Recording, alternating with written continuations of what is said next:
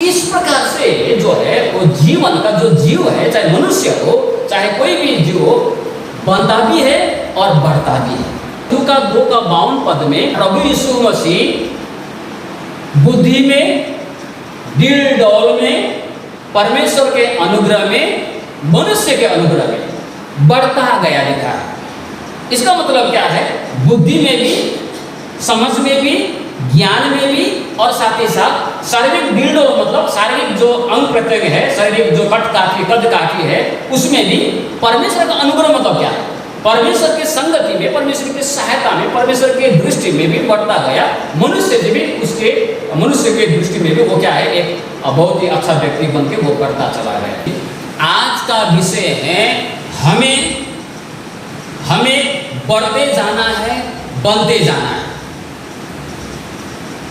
बढ़ते जाना है, बनते जाना है। जैसे मेढक का मैंने उदाहरण दिया, वो बढ़ते उसका डील में भी बढ़ोतरी होता है और बनते भी जाता है ना। आस्ते आस्ते पैर निकलता है, आस्ते आस्ते हाथ निकलता है, तो क्या है, शरीर में भी वो बढ़ता है और उसका जो नैन नक्श है, जो डील है, उसमें भी वो बनते जाता है। तो हम लोग को भी क्या है, हमारा मसीही जीवन में, हमारा आत्मिक जीवन में जिस प्रकार शरीर में बनते हैं, बढ़ते हैं, पहले वो 2 फुट का था, अभी 6 फुट का हो गया है ना। पहले वो काला था, अभी तो थोड़ा गोरा हो गया, पहले तो उतना ये नहीं था, अभी तो इस प्रकार से बनता भी है, बढ़ता भी हमारा शरीर। उसी प्रकार से हमें आत्मिक जीवन में भी क्या करना है, हमें बढ़ते जाना है, बढ़ते जाना है। अब इसके लिए पहला पत्रस 2:1 से लेकर 5 तक, इसलिए सब प्रकार का वैरभाव और छल कपट और डाह और निंदा को दूर करके नए जन्मे हुए बच्चों के समान निर्मल आत्मिक दूध की लालसा करो, ताकि उसके द्वारा उद्धार पाने के लिए बढ़ते जाओ। क्योंकि तुमने प्रभु की कृपा का स्वाद चख दिया है। उसके पास आकर जिसे मनुष्य ने तो निकम्मा ठहराया, परंतु परमेश्वर के निकट चुना हुआ बहुमूल्य जीवता पत्थर है। तुम भी आप जीवते पत्थरों के समान आत्मिक घर बनते जाते हो, जिससे याजकों का पवित्र समाज बनकर ऐसे आत्मिक बलिदान चढ़ाओ जो यीशु मसीह के द्वारा परमेश्वर को ग्रहण हो। तो यहाँ पर 2 शब्द यहाँ पर क्या बताया गया है? पहले जो है वो 2 पद, उसके बाद में 5 पद। 2 पद में क्या बोला है? बढ़ते जाओ। 5 पद में बताया गया है बनते जाओ, बढ़ते जाओ, बनते जाओ। अब यहाँ पर समझने वाली बात है, अब सबसे पहले हम लोग देखेंगे हमको बढ़ते जाना है, बनते जाना है बाद में देखेंगे, ठीक है। पहले हम लोग बढ़ते हमको जाना है, इस बात में हम लोग देखेंगे। अब बढ़ते जाना, देखिए हम लोग जितने यहाँ पर आए, हम लोगों ने प्रभु यीशु को विश्वास किया। जो कोई प्रभु यीशु का नाम लेगा वो उद्धार पाएगा। हालेलुया। रोमी का पत्री शायद 10 अध्याय का 9 और 10 हो सकता है, आप पढ़िएगा तो पता चलेगा। जिन्होंने प्रभु यीशु को मेरा मुक्तिदाता बोल कर अंगीकार किया मुंह से और स्वीकार किया दिल से, उन्होंने मुक्ति पाया, उन्होंने उद्धार पाया, ठीक। और ये मुक्ति, ये उद्धार भले ही हम लोगों ने स्वीकार करने के बाद में हम लोगों को मिला, प्रभु आप मुक्तिदाता है, उद्धार करता है बोल के जब हम लोगों ने स्वीकार किया तो हमको मिला। लेकिन 1 अध्याय, पहला पत्रस 1 अध्याय में जब पढ़ते हैं तो ये उद्धार, ये पाप का क्षमा, ये मुक्ति जो हमको मिला है, ये हमको सोने चांदी पैसे तपस्या और कुछ करके, पद यात्रा करके, लहू बहा के, परिश्रम करके, दुख करके हमको नहीं मिला है।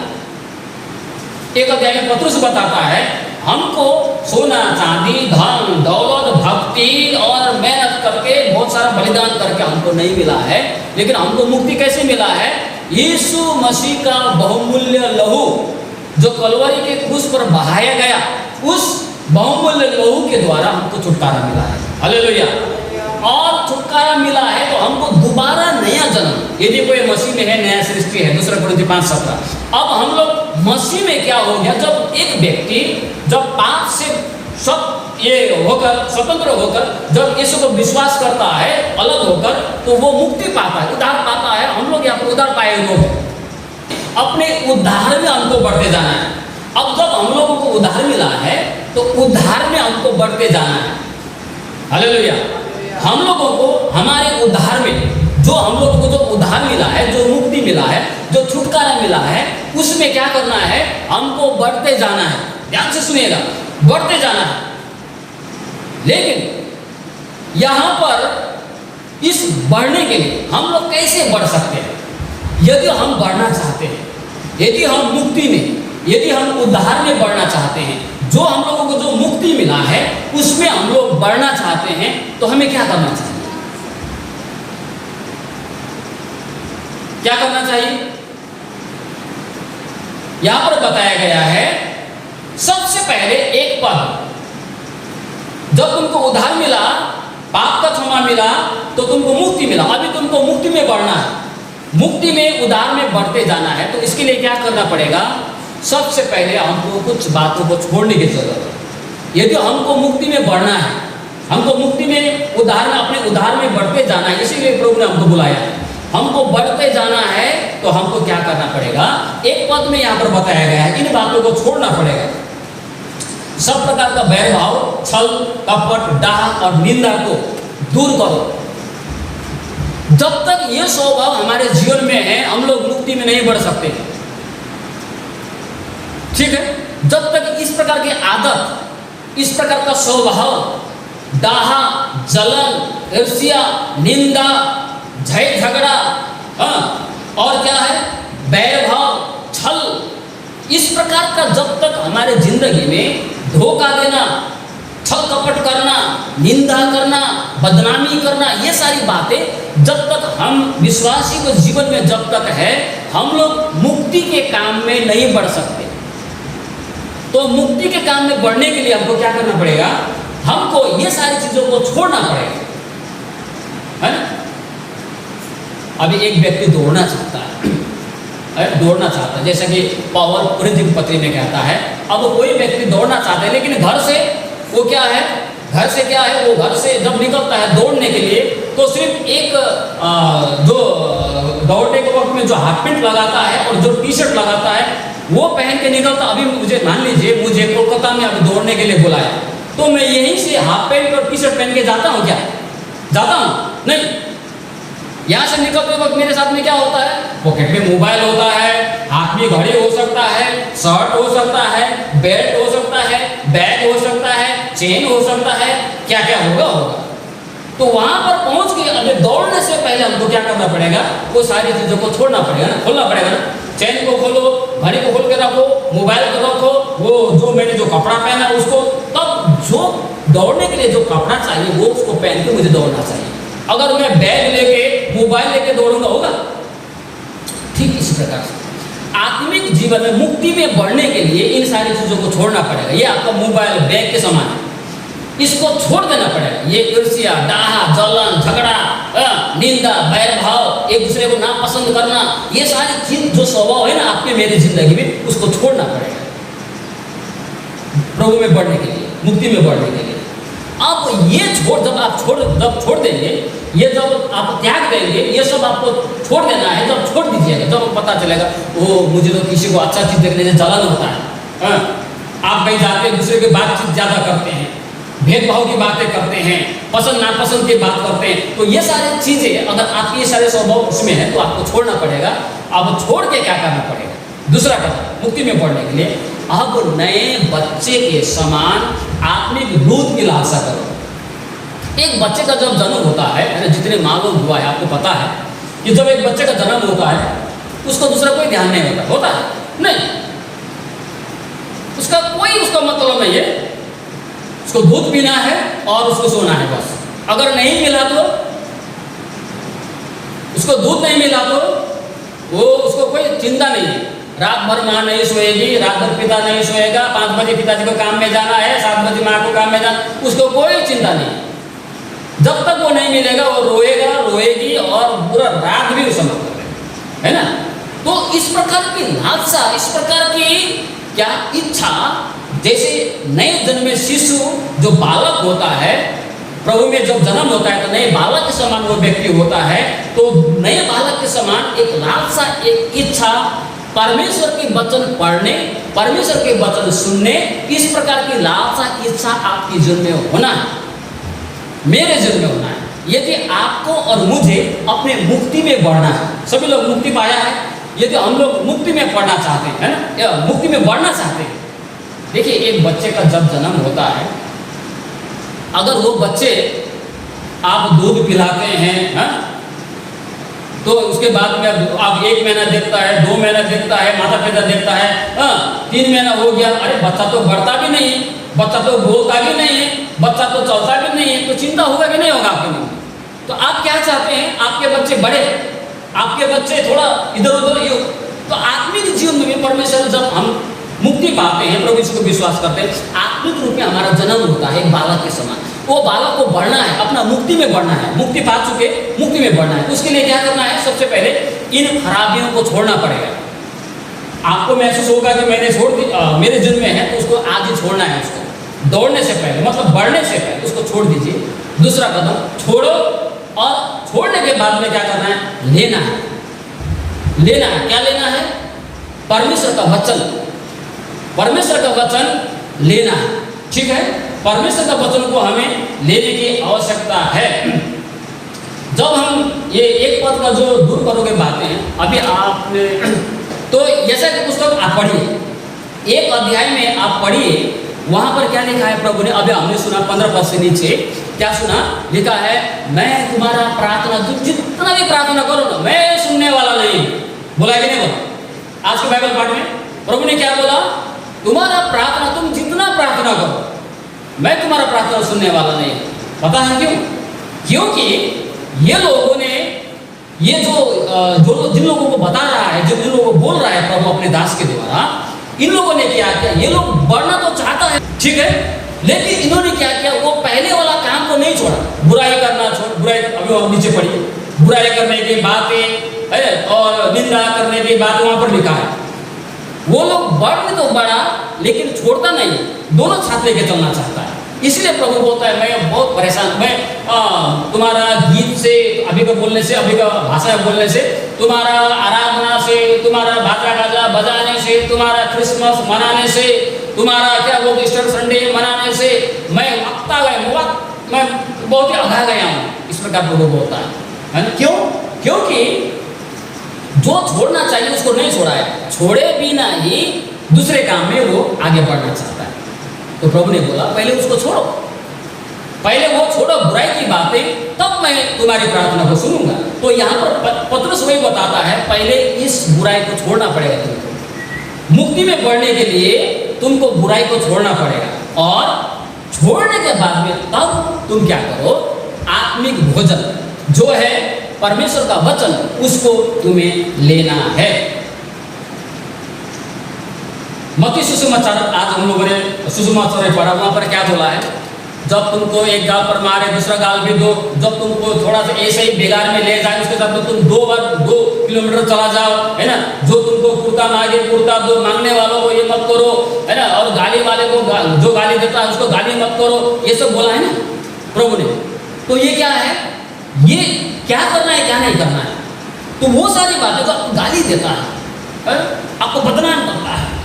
हम करते हैं कई बार, हमको तो छोड़ना है, लेकिन हम छोड़ने से भी कई बार क्या करता है? हम लोग के साथ में व्यवहार करता है, गाली करता है, हमको तंग करता है, परेशान करता है, बेइज्जती करता है, अनादर करता है, हमारा मजाक करता है, बहुत हमारी बुराई करता है, हमारी निंदा करता है, बहुत सारी बातें होती हैं, लोग करते हैं हमें, ठीक है। लेकिन उस वक्त हमें क्या करना है? उसे दांत का बदला दांत, आंख के बदले आंख नहीं। जैसा वो किया वो नहीं करना है। लेकिन क्या करेगा? अगर वो एक गाल में मारे, दूसरा गाल भी दो, मतलब उसको वो जो उन्होंने किया वो मत करो।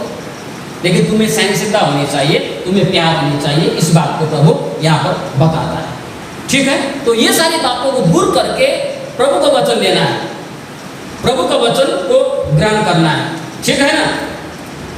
वो भी 12 अध्याय 14 से 21। अपने सताने वालों को आशीष दो, आशीष दो, श्राप न दो। आनंद करने वाले के साथ आनंद करो, और रोने वालों के साथ रो। आपस में एक सा मन रखो, अभिमानी न हो, परंतु दिनों के साथ संगति रखो। अपने दृष्टि में बुद्धिमान न हो, बुराई के बदले किसी से बुराई ना करो।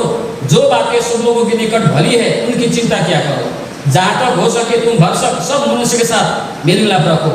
हे प्रियो, बदला न लेना, परंतु परमेश्वर के क्रोध को अवसर दो, क्योंकि लिखा है बदला लेना मेरा काम है, प्रभु कहता है मैं ही लूंगा। परंतु यदि तेरा बैरी भूखा हो तो उसे खाना खिला, यदि प्यासा हो तो उसे पानी पिला, क्योंकि ऐसा करने से तू उसके सिर पर आग के अंगारों को ढेर लगाएगा। बुराई से न हारो, परंतु भलाई से बुराई को जीत लो। हालेलुया। तो यहाँ पर बड़ा स्पष्ट शिक्षा प्रेरित पौल मंडली को देता है, बुराई से न हारो परंतु भलाई से बुराई को जीतो। पुराने नियम में कई बार प्रभु ने बोला है, यहाँ भी बोला है, बदला लेने का काम किसका है? हमारा नहीं। कोई हमको एक गाल पर मारे तो हम दूसरा गाल उसको देने के जगह में हम भी दे देते हैं, हम बदला लेते हैं। लेकिन प्रभु कहता है बदला लेने का काम किसका है? प्रभु का है। हम लोग सोचते हैं कभी कभी, हमने भजन संहिता आज पढ़ा, भजन संहिता में प्रभु क्षमा करने वाला है, अनुग्रहकारी है, प्रभु दया करने वाला है, इतना ही नहीं, प्रभु न्यायी भी है, वो बदला भी लेता है। लेकिन हमें अवसर देना है उसको बदला देने के लिए। लेकिन गलती कहाँ करते हैं? हम लोग करते हैं गलती, हम लोग गलती करते हैं, हम लोग बदला लेने की कोशिश करते हैं। लेकिन हमें वैसा नहीं करना है। लेकिन क्या करना है? उन बुराइयों को हमें छोड़ने की जरूरत है। बुराई को छोड़ के जब हम भलाई करते हैं ना, तो क्या बोलता है नीचे, क्या बोला है 20 पद में बताता है, जो आपके साथ में बुराइयां करते हैं ना, अगर उनके साथ हम लोग भलाई करेंगे तो उसके जो सिर में हम लोग आग का जो कोयला होता है ना, वो जला हुआ कोयला वैसे डालने के जैसा हो जाएगा। अभी आपका अभी इधर में सिर में अभी जला हुआ अंगारा डालने से कैसा होगा? जलेगा नहीं। क्या करेगा, कैसा करेगा? नहीं होता। तो वैसे होगा उसको, अगर आपको बुराई करने से भी आप अच्छाई उसके लिए करेंगे, ठीक है। लेकिन हम लोग क्या करते हैं? हम लोग उल्टा करते हैं।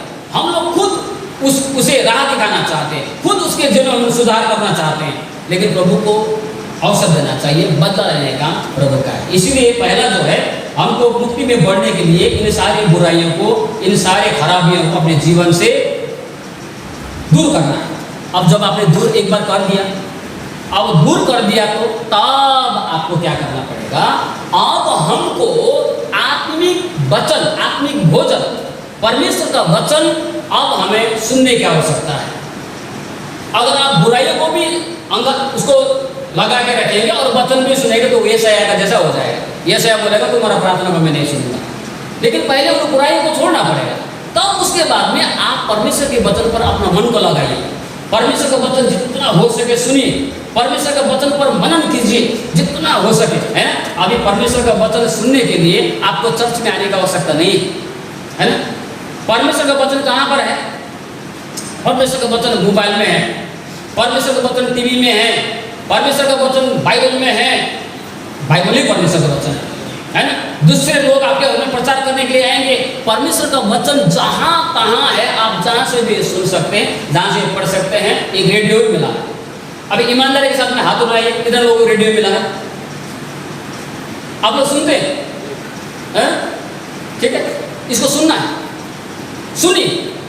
ये रेडियो नेपाली, हिंदी और आप सातवीं भाषा में होगा। आप इसको सुनिए, परमेश्वर का वचन सुनिए, है ना। सुनना पड़ेगा। जब भी मौका मिले, काम कर रहा हो, बर्तन धो रहा हो, जो भी हो, झाड़ू कर रहा हो, लगा के उसको सुनिए, ठीक है। परमेश्वर का वचन को सुनना है, परमेश्वर का वचन को पढ़ना है। अभी देखिए परमेश्वर का वचन क्या के समान है। आपको मैं थोड़ा एक दो बातें बताऊंगा, उसके बाद में मैंने आपको ये क्यों दिखाया मैं आपको बताऊंगा। एफिसी 6 का 17 1 पढ़िए, हिब्रू 4 का 12 1 पढ़िए। और उद्धार का टोप और आत्मा की तलवार जो परमेश्वर का वचन है। हाँ बस। और आत्मा का तलवार लो, जो तो क्या है? परमेश्वर का वचन। हालेलुया। आपके पास में परमेश्वर का वचन है तो आप मुंह रूपी वचन चलाकर तलवार के समान मत चलाइए। आपको गाली दिया तो आप भी गाली रूपी तलवार मत चलाइए। लेकिन परमेश्वर का वचन तलवार जैसा है। आपको परमेश्वर का वचन सुनने की जरूरत है, और उस वक्त में जो परमेश्वर के वचन के आधार पर जब काम करेंगे वो तलवार के समान है। परमेश्वर का वचन जीवित और प्रबल और हर एक दोधारी तलवार चोखा है, और प्राण और आत्मा को और गान काट और लेन को अलग करके आर पार छेदता है और मन का भावनाओं और विचारों को जांचता है। बस परमेश्वर का वचन तलवार के समान है। हालेलुया। किसके समान है? तलवार के समान है परमेश्वर का वचन। जब आपके विरुद्ध में कोई बुराइयां लोग करते हैं तो आप अपने मुंह से, अपने स्वभाव से, अपने हाथों से बदला लेके तलवार मत चलाइए, लेकिन परमेश्वर का वचन रूपी तलवार लीजिए आप, और वो वचन के आधार पर आप जब करते हैं ना तो उसके सिर में आग लगाए जैसा होगा, है ना। परमेश्वर का वचन हमको क्या सिखाता है? बुराई के बदले भलाई करो। परमेश्वर का वचन तलवार के समान है। फिर यिर्मयाह अभी थोड़ा खोलिए, यिर्मयाह 23:29। यहोवा की यह भी वाणी है, क्या मेरा वचन आग सा नहीं है? फिर क्या वह ऐसा हथौड़ा नहीं जो पत्थर को तोड़ डाले? हालेलुया, जोर से बोलिए हालेलुया। परमेश्वर का वचन तभी हमने पढ़ा तलवार जैसा है, लेकिन यहाँ यिर्मयाह 23:29 क्या बताता है? परमेश्वर का वचन आग और हथौड़ा के समान है। सिर्फ तलवार के समान नहीं, परमेश्वर का वचन क्या के समान है? आग के समान है, हथौड़ा के समान है, जो जला देता है, जो तोड़ देता है। आप अपना हाथ, अपना मुंह, अपना स्वभाव के द्वारा दूसरे को तोड़ने, दूसरे को जलाने की कोशिश मत कीजिए। जब आप परमेश्वर के वचन को लेते हैं, परमेश्वर के वचन को सुनते हैं, परमेश्वर के वचन को पढ़ते हैं, तो वो क्या है? एक आग और एक हथौड़ा के समान है। उसके हृदय को तोड़ देता है, उसके घमंड को तोड़ देता है जब परमेश्वर के वचन को आप लेते हैं। फिर भजन संहिता 119:105। तेरा वचन मेरे पाँव के लिए दीपक और मेरे मार्ग के लिए उजियारा। हाँ, लेकिन वो वचन जब आप लेते हैं, उस वचन को जो आप प्रयोग करते हैं, तो वही वचन उसके लिए दीपक और ज्योति के समान होता है ना। और अंत में क्या बताया गया है? परमेश्वर का वचन भोजन के समान है। भोजन 2:2, यही पतरस पहला पत्र 2 अध्याय का 2 वचन। फिर मत्ती का सुसमाचार 4 अध्याय का 3 और 4 में भी प्रभु को क्या बोला? यीशु को क्या बोला शैतान ने? यदि तू परमेश्वर का पुत्र है तो आज्ञा दे इस पत्थर को रोटी हो जाए। तो प्रभु ने क्या बोला? मनुष्य केवल रोटी से नहीं, परंतु परमेश्वर के वचन, परमेश्वर के मुंह से निकला हुआ वचन के द्वारा भी जीवित रहेगा। परमेश्वर का मुंह से निकला हुआ वचन एक भोजन की तरह है। हालेलुया। तो वो क्या करता है? हमें आत्मिक जीवन में हमें मौजूद करता है ना। लेकिन दुख का बात पता है, आज तलवार रूपी वचन, हथौड़ा रूपी वचन, है ना, रोटी रूपी वचन, भोजन रूपी वचन, ज्योति रूपी वचन, जो हमारे आत्मिक जीवन, जो मुक्ति में बढ़ने के लिए जो हमको इस प्रकार के भोजन चाहिए, वो हम लेते नहीं। लेकिन आज क्या करते हैं लोग? आज हमारे विश्वासी, हमारे चर्च के लोग, मैं मोबाइल के लिए रिकॉर्ड कर रहा हूँ, ये दूसरे लोग भी सुनेंगे। आज क्या करते हैं? आज हमारे पास में परमेश्वर का वचन पढ़ने के लिए समय नहीं है, लेकिन क्या करते हैं? टीवी का न्यूज हम लोग 3 घंटे देखते हैं। टीवी का न्यूज पढ़ने के लिए समय है, सुनने के लिए समय है। पेपर सुबह उठने के साथ में, चाय के साथ में हमको न्यूज़पेपर चाहिए, है ना। जब लोग उठते हैं, चाय के साथ में बाइबल लेना चाहिए, बाइबल न लेके न्यूज़पेपर लेता है ना। और लोग घंटों घंटों क्या नहीं व्यतीत करते हैं सेकुलर बुक्स में, है ना। सरल शरीर, क्या फिल्मी दुनिया, इस प्रकार के कई सारे पत्र पत्रिकाओं में समय देते हैं। मोबाइल में शायरी को पढ़ने में, फेसबुक में पता नहीं क्या क्या क्या आता है, उनको पढ़ने में घंटों समय निकाल देते हैं। लेकिन परमेश्वर का वचन पढ़ने के लिए उसके लिए समय नहीं है। मैं ये नहीं बोल रहा हूँ कि हमें न्यूज़ नहीं देखनी चाहिए, मैं ये नहीं बोल रहा हूँ कि हमें संसार किताब नहीं पढ़नी चाहिए, शायरी नहीं पढ़नी चाहिए, मैं नहीं बोल रहा हूँ, पढ़नी चाहिए। लेकिन हमारे जीवन में प्राथमिकता, यदि हमको मुक्ति में बढ़ना है ना, पहले इन बुरी चीज़ों को छोड़िए और उसके बाद में परमेश्वर का वचन जो तलवार रूपी है, भोजन रूपी है, उसको हमें लेने की जरूरत है। हालेलुया। क्यों लेना है हमको परमेश्वर का वचन, परमेश्वर का भोजन? क्योंकि हमें मुक्ति में बढ़ना है। प्रियो, पता है 2 तीमुथी 4:3-4 में क्या लिखा है? आमोस का पुस्तक 8 अध्याय 11-12। पहले 2 तीमुथी 4 अध्याय का 3-4 पढ़ो, उसके बाद में आमोस 8 अध्याय 11-12। पहले 2 तीमुथी पढ़ो। क्योंकि ऐसा समय आएगा, ध्यान से सुनिए, क्योंकि ऐसा समय आएगा, लोग खरा उपदेश, सच्चा उपदेश, सही उपदेश, ठीक वचन नहीं सुन सकेंगे। और कानों की कानों की खुजली, मतलब जैसा उसको सुनने के लिए अच्छा लगता है, हैं, जैसे उसको सुनने के लिए पसंद लगता है। आज परमेश्वर का भजन कम, संसारिक फिल्म की गाना ज़्यादा सुनने वाले, क्योंकि ये काम उसको पसंद आता है कि वो फिल्मी गाना सुने। तो हमें क्या सिखाता है ये वचन क्या बहुत बताता है, अंत के दिनों में ऐसा समय आएगा, कान के खुजली के कारण सच्चे उपदेश वो लोग को पसंद नहीं आएगा। पर पढ़ा तो मुझे असली गुरु आगे चले। उसके के कारण अपनी अभिलाषाओं के अनुसार अपने लिए उपदेश बटोर लेंगे। हाँ, अपना इच्छा का आधार है पास्टर, अपना इच्छा के आधार में सेवक सेविका चुनेंगे लोग, और अपने कान सत्य से फेर कर अपने कान सत्य सुनने से बंद कर देगा। कथा कहानियों पर हाँ, क्या पर मन लगाएंगे? कथा कहानी में मन लगाएंगे। बहुत कितना परमेश्वर का वचन कितना सच्चा है। ऐसा दिन आने वाला है, लोग परमेश्वर के वचन रूपी सच्चाई को सुनना पसंद नहीं करेंगे, परमेश्वर के वचन को पढ़ने के लिए वो लोग पसंद नहीं करेंगे, लेकिन कहाँ मन लगाएंगे? कथा कहानी में। ये कथा कहानी क्या है? वही जो मैंने कुछ देर पहले बताया। इसमें लोग मुड़ जाएंगे, इन सारी बातों पर मन लगाएंगे। आमोस के पुस्तक 8:11-12 बाइबल ने पहले ही बता दिया। परमेश्वर यहोवा की यह वाणी है, परमेश्वर यहोवा की यह वाणी है, देखो ऐसे दिन आते हैं, ऐसे दिन देखो, ऐसे दिन आ रहा है जब मैं इस देश में महंगी करूंगा, इस देश में महंगी करूंगा। लेकिन महंगी क्या है? उसमें ना तो अन्न की भूख और ना पानी की प्यास होगी। अन्न के भूख, पानी के प्यास की अकाल नहीं, अनिकाल नहीं, परंतु क्या कहा? परंतु यहोवा के वचनों के सुनने हाँ, भूख प्यासी होगी। अन्न, दाल, भात, मछली, मांसों का अनिकाल नहीं होगा, अकाल नहीं होगा, लेकिन परमेश्वर का वचन सुनने का जो है ना, वो प्यास होगा लोगों को, वो मिलेगा नहीं। यानी से जो लोग यहोवा के वचन की खोज में समुद्र से समुद्र तक और उत्तर से पूरब तक मारे फिरेंगे, परंतु उसको ना पाएंगे। ऐसे दिन आने वाले हैं, उन दिनों में चावल का निकाल नहीं, रोटी का निकाल नहीं, ऐसे चीजों का अभाव नहीं, परंतु परमेश्वर के वचन सुनने का अभाव होगा। उस दिन में लोग परमेश्वर का वचन सुनना चाहेगा और सुनने के लिए इस देश से उस देश, उस देश से इस देश, चारों तरफ दौड़ेंगे, खोजेंगे, लेकिन परमेश्वर का वचन नहीं मिलेगा। परमेश्वर का वचन उठा लिया जाएगा। इससे पहले कि उठा लिया जाए, आज आपके हाथ में है परमेश्वर का वचन, आज आपके मोबाइल में है परमेश्वर का वचन, आज आपके घर में है परमेश्वर का वचन, आज आपके टीवी में है परमेश्वर का वचन, मोबाइल में है। उन सारे वचनों को सुने इससे पहले कि वो उठा लिया जाए, है ना? ऐसे दिन आ रहा है। इसलिए क्या करना है? अभी हमको मुक्ति में बढ़ने के लिए बुराई को छोड़ो और परमेश्वर के वचन रूपी भोजन, परमेश्वर के वचन रूपी जो है वो बातें हमको लेनी चाहिए और अन्य बातों की तरफ मत बढ़िए, है ना?